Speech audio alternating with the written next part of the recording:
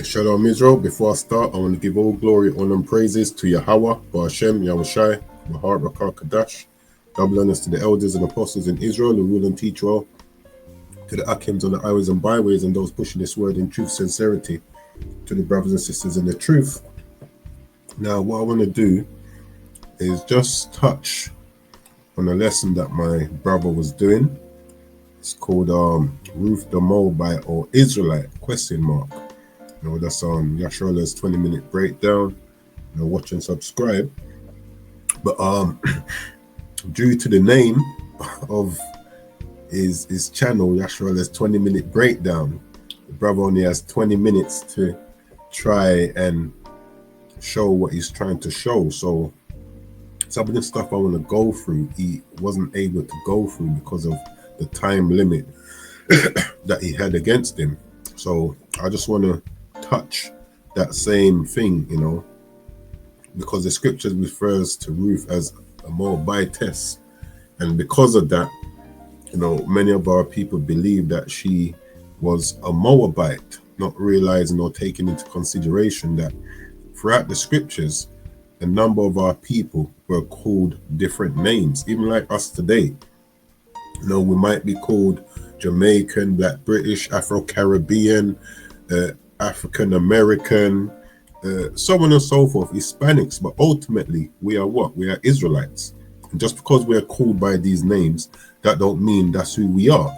It could be where we were born. So I just want to go through the scriptures, touch some history, and show that that Ruth was actually an Israelite. And you think about it, you got the whole Bible. Each book in the scriptures was written by Israelites. We say it was written by Israelites. Like we say the Bible is written by Israelites, to Israelites, for Israelites. And then we got one book dedicated to a heathen. It doesn't go like that.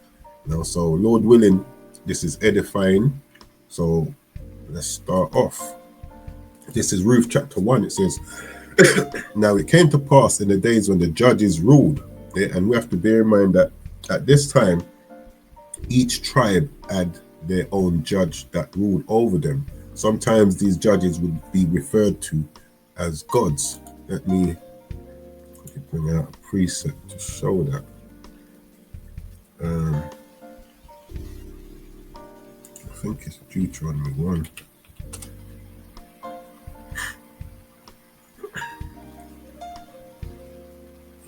And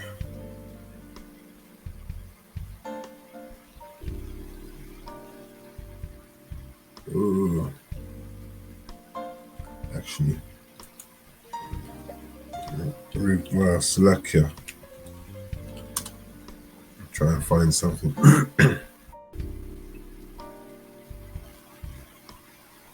Yeah, Exodus 22 and 28.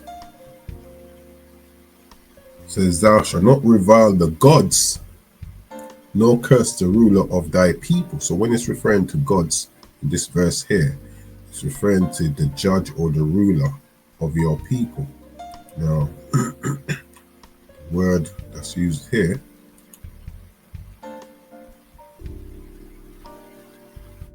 for gods. Strong's H 430, entry 1. Eloach. Eloach. Second entry, Elohim.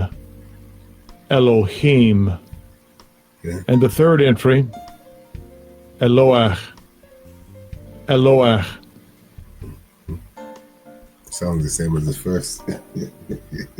Anyway, it says rulers, judges. Okay, so when we're reading this now, Exodus 22 and 28, thou shalt not revile the gods or the ruler or the judges, nor curse the ruler of thy people. So coming back here now, this is Ruth 1 and 1. It says, now it came to pass in the days when the judges ruled that there was a famine in the land, and a certain man of Bethlehem, Judah, went to sojourn in the country of Moab, he and his wife and his sons. Now, I want to show you some maps, because initially the kingdom of Moab covered this whole area here. Yeah.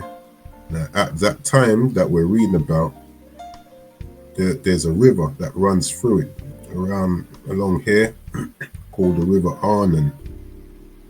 So when we came out of Egypt, this is how it looked. You had Moab here, and this section here, which is part of the kingdom of Moab, was now ruled by the Amorites. Yeah. So where it says went to sojourn in the country of Moab, he was sojourning in this section here. Yeah. Now let's read on. It says there was a famine in the land, right?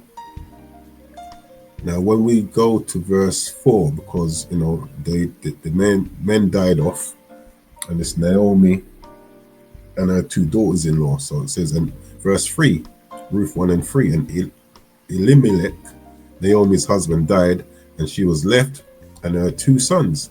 And they took them wives of the women of Moab. Yeah, the name of the one was Oprah, and the name of the other Ruth.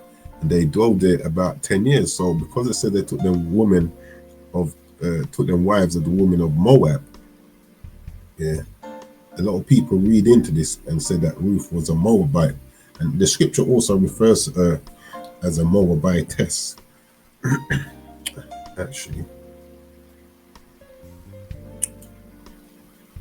let me find something. Give me a second. These are extra stuff that didn't come into my mind at the time.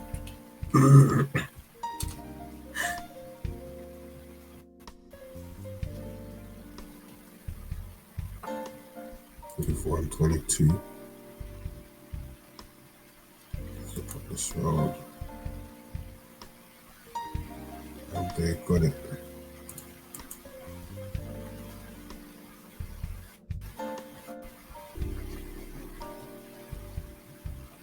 Yeah. Strong's H 4125. Moavi. Moavi. Gesenius Lexicon. Moav. Moav. Yeah, so Moabitess is what? It can be a citizen of Moab, an inhabitant of the land of Moab. Two different people. An inhabitant would be one who's actually a Moabite, and a citizen. Wasn't Paul referred to himself as a Roman citizen?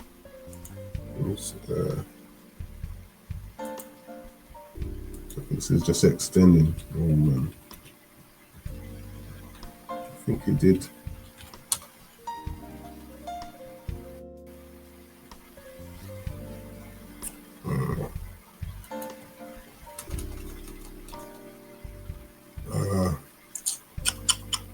Trying to think, Sulaka Israel.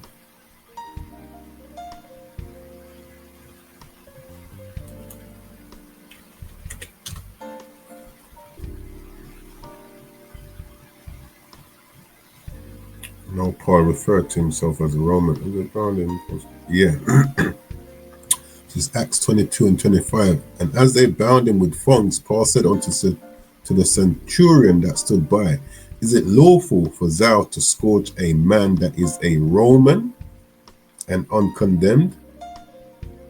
Yeah, verse 26, when the centurion heard that, he went and told the chief captain, saying, take heed what thou doest, for this man is a Roman. Now, was Paul a Roman, or was he a citizen of Rome? So this is what we have to bear in mind when we're dealing with Ruth. Yeah, because it says she's a Moabite. Yeah, it says a citizen, a Moabitess can be a citizen of Moab and an inhabitant of the land of Moab. And we're going to see that she was actually a citizen. She wasn't actually a Moabite. So the count, there's famine in the land. Yeah, verse 4, Ruth 1 and 4, and they took them wives of the women of Moab, The name of the one was Oprah, and the name of the other Ruth. They dwelt there about 10 years, where in the land of Moab. And Malon and Chilon died also, both of them, and the woman was left of her 2 sons and her husband. Verse 6. Then she arose with her daughters-in-law, that she might return to the country of Moab. Therefore she had heard in the country of Moab how that the Lord had visited his people in giving them bread. So bear this in mind. It says that she might return from the country of Moab. So she was in the country of Moab. This is where she was, in this pink area. The way the scripture reads, it says, then she arose with her daughters-in-law, that she might return from the country of Moab. Hear this now. For she had heard in the country of Moab how that Yahweh had visited his people, giving them bread. And this country of Moab here is actually referring to the plains of Moab. Now, how do we know that? It says, for she had heard in the country of Moab, how that Yahweh had visited his people in giving them bread. So where was his people? Now, this section here is why I want to show these maps. Actually, before I do that, I want to give some of the history of what happened. So when we came out of Egypt, this is what happened. We passed Edom, they wouldn't let us through. We passed Moab, this section here. So Edom, they wouldn't let us through their land. Moab wouldn't let us through their land. And we ended up around here, wanted to pass through. Now, let's give the account.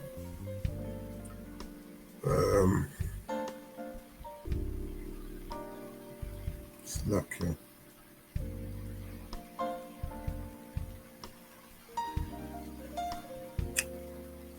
Streams. Yeah, I'll start from here. Numbers 21 and 12. Slack 21 and 21. And Israel sent messengers unto Sihon, king of the Amorites, saying, let me pass through thy land. We will not turn into the fields or into the vineyards. We will not drink of the waters of the well, but we will go along by the king's highway until we be past thy borders. And Sihon would not suffer Israel to pass through his border. But Sihon gathered all his people together and went out against Israel into the wilderness. And he came to Jahaz and fought against Israel. And Israel smote him with the edge of the sword and possessed his land from Arnon unto Jabbok, even unto the children of Ammon, for the border of the children of Ammon was strong. So, going back to this map here. So this is where from Arnon, this is River Arnon, conquered all of that coming up to the border of the children of Ammon. Yeah. Now, remember initially all of this was the kingdom of Moab. Yeah. So the Amorites took over from the Arnon River. Let me see, where's the it's like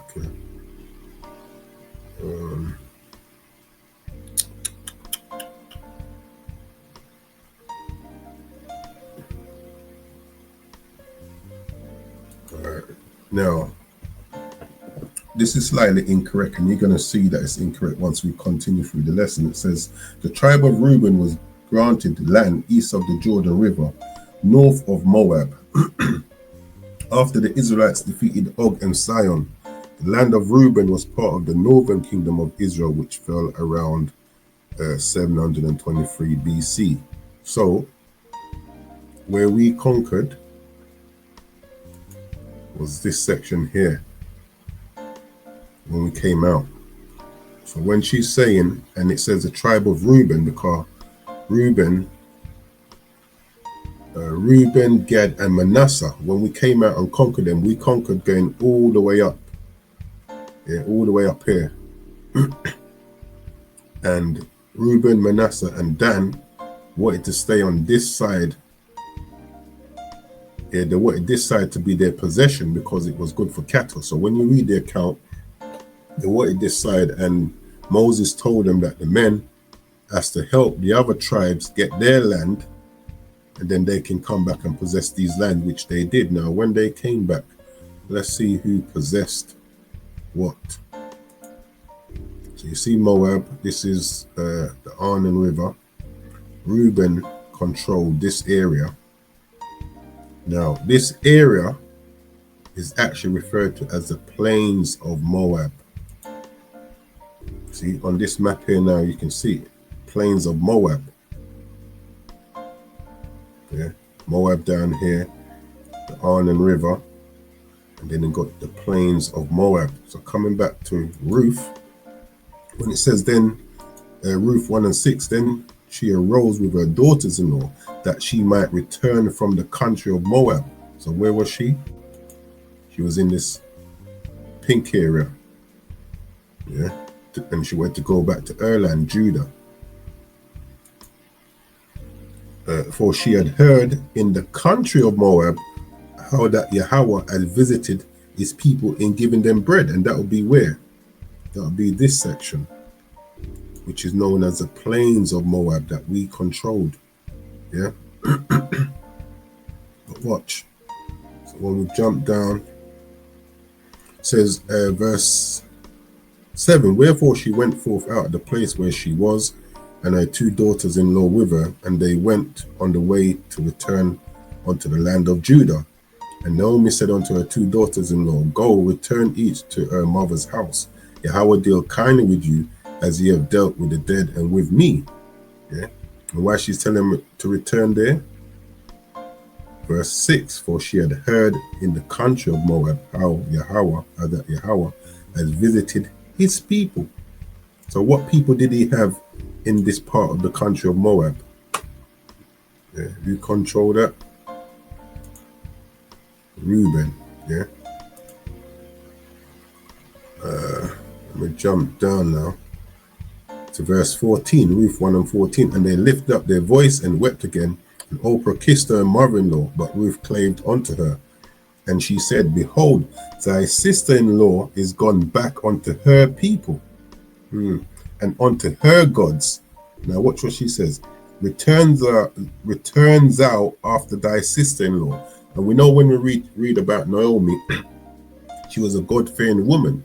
So if she's telling her to return to a false god, yeah, because she's an actual Moabite, she's telling her, go back to your God, your people and your God. Why would a God-fearing woman tell her daughter-in-law to go back to a false god? No, she's telling her to return to her people and to her judges. Yeah, her judges.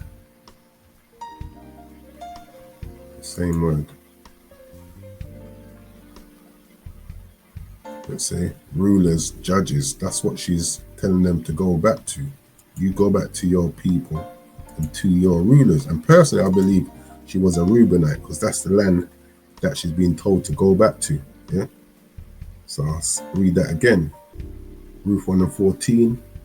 And they lift up their voice and wept again, and Oprah kissed her mother-in-law, but Ruth clave unto her.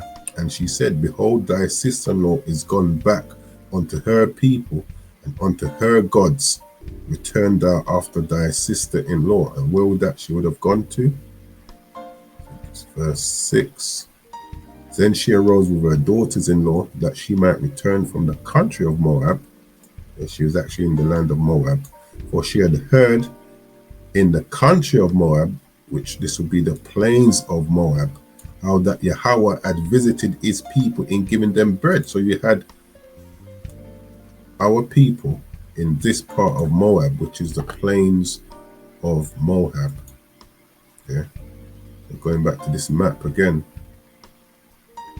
got Ammon up here, the plains of Moab that we control and took over from the Amorites. Now, when did we control that from the Amorites?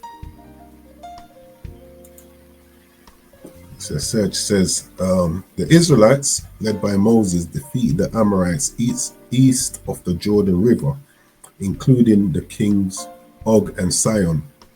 This took place around 1446 BC. Yeah, that's important, during the Israelites' exodus from Egypt. Now, let's see when Ruth was born. It says flourished around 1100 BCE. Yeah, it says born in Moab, possibly the daughter of King Eglon of Moab. That's incorrect. Yeah, but what we want is the year she was born. So from we controlled it, we took it over in 1446, and she was born around 300 years later. Now watch this. Because what happened, when we go to Judges, you had Ammon. Let's go back to these dudes here. Ammon. Okay, who's here? So we've got this land now. Yeah, 1446 BC. 300 years later, Ruth was born. And Ammon is here. So we've controlled it for a good 300 years. Watch this now. Judges.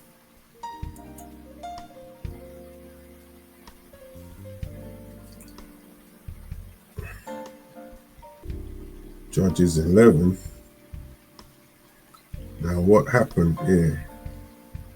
Yeah, I'll read at 5. So long story short, Ammon tries to claim the bit of land that we own. Yeah, Judges 5 and 11. And it was so that when the children of Ammon made war against Israel, the elders of Gilead went to fetch Jephthah out of the land of Tob.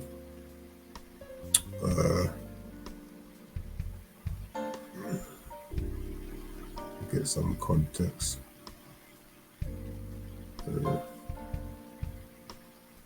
Verse 13. No, verse 12. Judges 11 and 12. And Jephthah sent messengers unto the king of the children of Ammon, saying, what hast thou to do with me, that thou art come against me to fight in my land? Yeah, which is where? This is this part of the land they're fighting for. And the king of the children of Ammon answered unto the messengers of Jephthah, because Israel took away my land when they came up out of Egypt from Arnon, even unto Jabbok, and unto Jordan. Now therefore restore those lands again peaceably. And we can see from the map that the children of Ammon never controlled that land. This was their kingdom up here, and this was Moab's, until the Amorite controlled it.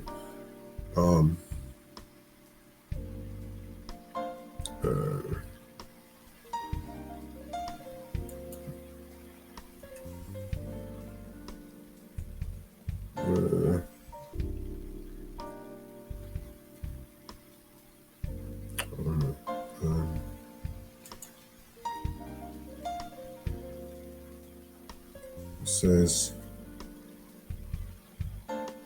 Israelites, led by Moses, defeat the Amorites east of Jordan River, including the kings Og and Sihon. This took place around 1444 BC during the Israelites' exodus from Egypt. Yeah, so Ammon didn't even control that part of the land at that time when we took it over. So they're lying. So what Jephthah does now, it gives them a breakdown of the history. It says, and Jephthah sent messengers again unto the king of the children of Ammon, and said unto him, thus saith Jephthah, Israel took not away the land of Moab, nor the land of the children of Ammon. Yeah, exactly, because Moab had their own land, which they controlled down here, and this is Ammon's land. Yeah. But when Israel came up from Egypt and walked through the wilderness unto the Red Sea, and came to Kadesh, then Israel sent messengers unto the king of Edom, saying, Let me, I pray thee, pass through thy land. But the king of Edom would not hearken thereto. And in like manner they sent unto the king of Moab, but he would not consent, and Israel abode in Kadesh. Then they went along through the wilderness and compassed the land of Edom. So what did we do? Edom was there, they wouldn't let us through. Moab wouldn't let us through, so we came around the outskirts. Yeah, That's how we came. Compassed the land of Edom and the land of Moab, and came by the east side of the land of Moab, and pitched on the other side of Arnon, which will be where? Which will be here, around here, the other side of Arnon, yeah? Because that's where the river separates that old land. For Arnon was the border of Moab, like I just showed. Let me read that again. Then they went along through the wilderness and compassed the land of Edom and the land of Moab, and came by the east side of the land of Moab, and pitched on the other side of Arnon, but came not within the border of Moab, for Arnon was the border of Moab. And Israel sent messengers unto Sihon, king of the Amorites, the king of Heshbon. And Israel said unto him, Let us pass, we pray thee, through thy land into my place. But Sihon trusted not Israel to pass through his coast, but Sihon gathered all his people together, and pitched in Jahaz, and fought against Israel. And Yahweh power of Israel delivered Sihon and all his people into the hand of Israel, and they smote them. So Israel possessed all the land of the Amorites, which they took from Moab, the inhabitants of that country, not from Ammon. And they possessed all the coast of the Amorites, from Arnon even unto Jabbok, and from the wilderness even unto Jordan. So now Yahweh power of Israel has dispossessed the Amorites from before his people Israel, and shouldest thou possess it? Wilt thou not possess that which Chemosh thy God giveth thee to possess? So whomsoever Yahweh our power shall drive out from before us, them will we possess. And now art thou any better than Balak the son of Zippor, king of Moab? Did he ever strive against Israel, or did he ever fight against them? So the whole time we possess this part here, the king of Moab never came up against us to try and get back that bit of land. And let's see how long we had that land for. So it says, verse 26, while Israel dwelt in Heshbon and her towns, and in Aurora and her towns, and in all the cities that be along by the coast of Arnon, 300 years.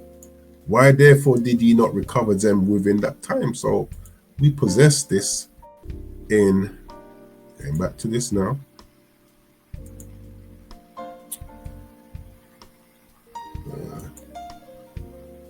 1446 BC, and we had it for 300 years, which will bring it around to around the time when Ruth would have been born. But the point I wanted, that when she would have been around, who possessed the land at that time? Reuben. And as we went on, as you read the accounts, we went on conquering. So Gad ended up taking this bit, Manasseh this part up here. But this bit, which was part of the kingdom of Moab initially, was controlled by the Amorites, which then we took over and Reuben controlled it. So when we come back here now, Ruth 1 and 6, then she arose with her daughters-in-law, that she might return from the country of Moab. So she was going back to Judah. She was returning from here, the pink. For she had heard in the country of Moab, and this is now dealing with the plains of Moab, how that Yahweh has visited his people in giving them bread. And which one of his people controlled bits of Moab? Reuben. He visited his people. But in the account, it's put both areas, referred to it as the country of Moab. But this is where they were, the country of Moab. And his people was where? The plains of Moab. I'm showing you that Ruth, going back to this bit down here now, Ruth 1 and 14 again, and they lifted up their voice and wept again, and Oprah kissed her mother-in-law, but Ruth clave unto her, And she said, behold, thy sister-in-law is gone back unto her people. Where's that? The plains, this area where Reuben is, that part of Moab. Gone back unto her people.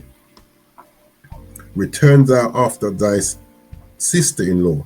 And Ruth said, entreat me not to leave thee, or return from following. Now, yeah, or to return from following after thee. For wherever thou goest, I will go, and where thou lodgest, I will lodge. Thy people shall be my people. Because what? She was returning back to Judah. And thy God, your judge, yeah, my judge. That's what she's saying. Now, why would, like I said, Naomi, when we read about her, she was a righteous woman. Why would she tell Ruth to do this?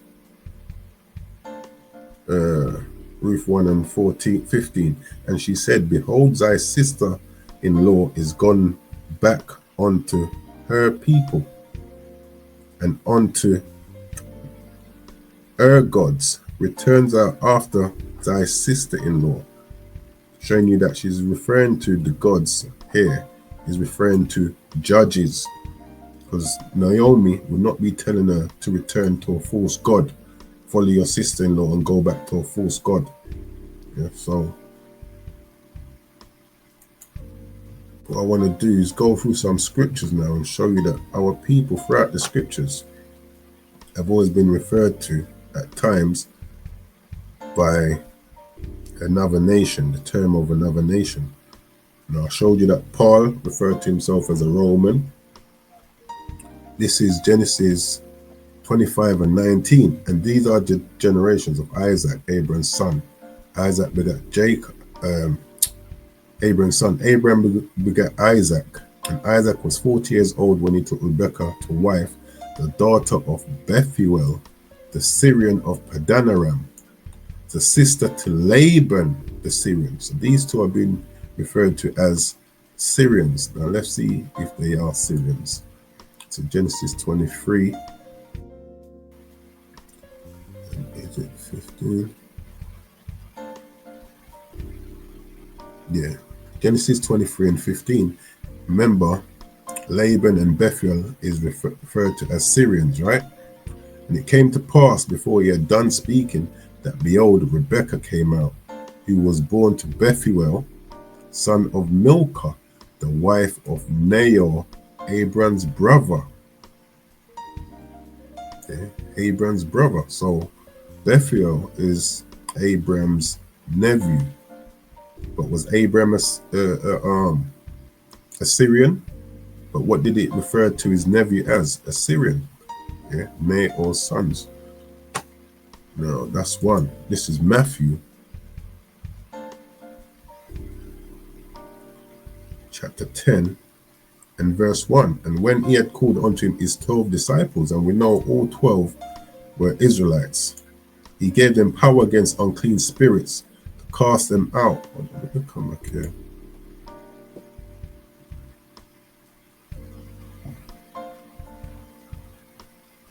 Yeah, Abraham's brother. Put something. I might just clarify something on Nahor. 1 second. What is this?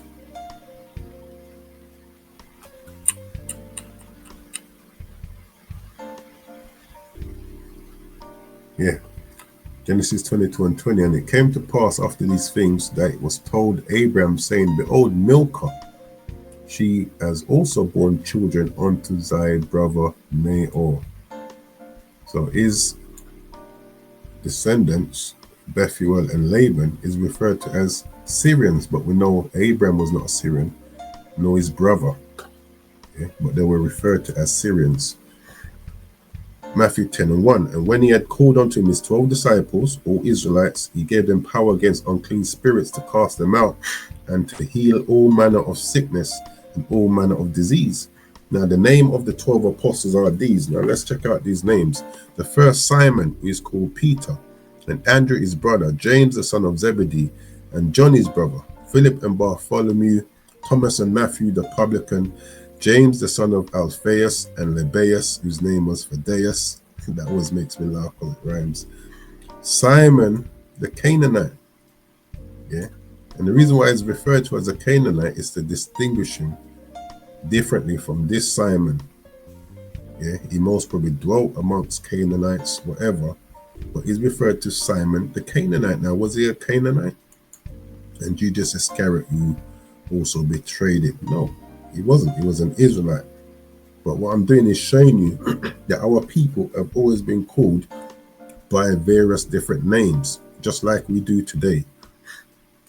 This is First Chronicles chapter 2 and 17. And Abigail bare Amasa, the father of Amasa. And this is giving you the descendants of Judah. So these are all Judites. These are the sons of Israel, Reuben, Simeon, Levi. Goes through them. Verse 3, First Chronicles 2 and 3. The sons of Judah, and Onan and Shelah, which three were born unto him of the daughter of Shua, the Canaanitess. And the firstborn of Judah, was evil in the sight of Yahweh, and he slew him. And it goes down giving you the genealogy. There we go. The genealogy of David. Yeah, it says the sons of Ezron that were born unto him. Goes through, come down to verse. Start 16. Whose sisters were Zeruiah and Abigail, and the sons of Zeruiah, Abishai and Joab and Asahel. 3. And Abigail bare Amasa, and the father of Amasa was Jephthah the Ishmaelite. And it says Jephthah the Ishmaelite. Okay, so people say, see, look, he's an Ishmaelite, but this is the lineage of Judah, of David. Yeah, which we know is a Judite. Oh, actually, let me comment. It says Ishmaelite, see Ishmael, God will hear, a descendant of Ishmael. That's incorrect. Watch this. This is where you go to get the answer to that. Because that's what he's telling you what an Ishmaelite is. But it says, and Abigail bare Amasa, and the father of Amasa was Jephthah the Ishmaelite. So we go to Amasa. Let's see. Jephthah is his father's name, right? That's why the scripture says to search the scriptures, man. Amasa, burden, son of Iphrah or Jephthah by Abigail. So this is how we know we're speaking about the said Jephthah. Jephthah by Abigail, the sister of David, yeah? So, but here's the key, Iphrah. Because his name is also known as Iphrah. So let's look up Iphrah. Let's see what it says about Iphrah.